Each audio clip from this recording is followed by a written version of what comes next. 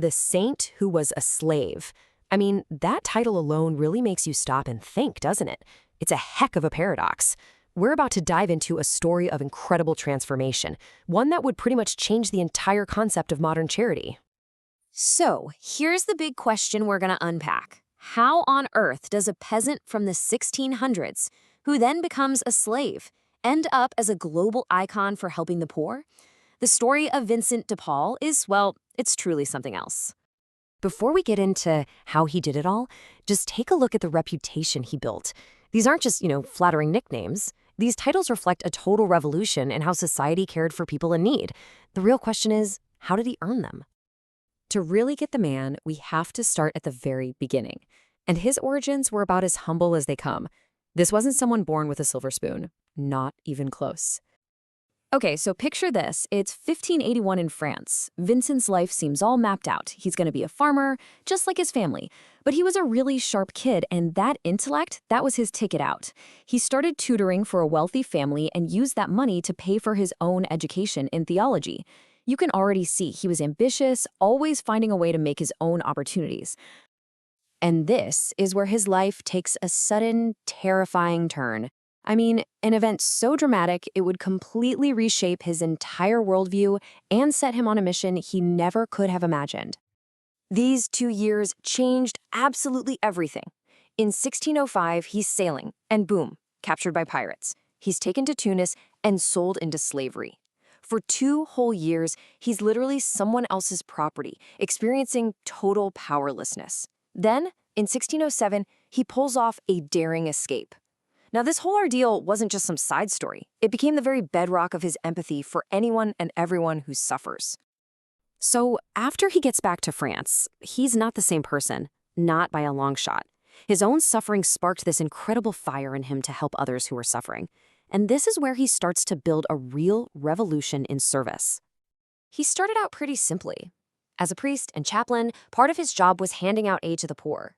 But he realized pretty quick that just giving people money wasn't enough. The problem was huge, and it needed more than just handouts. It needed a system. It needed organization. And this is where you really see his organizational genius shine. He knew he couldn't do it alone, so he created 2 different groups. First, you have the Vincentians, who were priests focused on the spiritual needs of the poor. But then, and this was a truly revolutionary idea for the time, he co-founded the Daughters of Charity. These were women who weren't stuck in a convent. They were out in the streets, directly helping people. And his work went way beyond just food and a place to sleep. He built this whole system of compassion. We're talking hospitals for the sick, orphanages for kids without parents, schools for education. He even worked with convicts. And get this, in a move that was way ahead of its time, he set up credit unions to help the poor become self-sufficient. He wasn't just giving them a handout, he was giving them a hand up. I love this quote because it just shows he never lost touch with his peasant roots. He was a passionate gardener his whole life, apparently. It shows you how practical and grounded he was. He knew charity wasn't some abstract thing. It was about the real, tangible stuff that keeps people alive, like the very dirt under their feet. So, all the stuff he did during his life was already incredible, right? But maybe the most amazing part of his story is what happened after he died in 1660. His impact didn't just last, it went global. It exploded. Just let that number sink in for a second. Over 18,000. That's how many Daughters of Charity are out there serving the poor right now, today.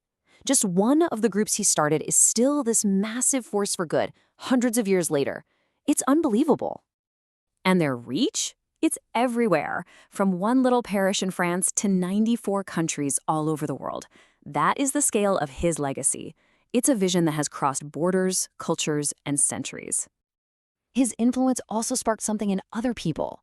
In 1835, a brand new organization, run by everyday people, was started in his name just to keep serving the poor.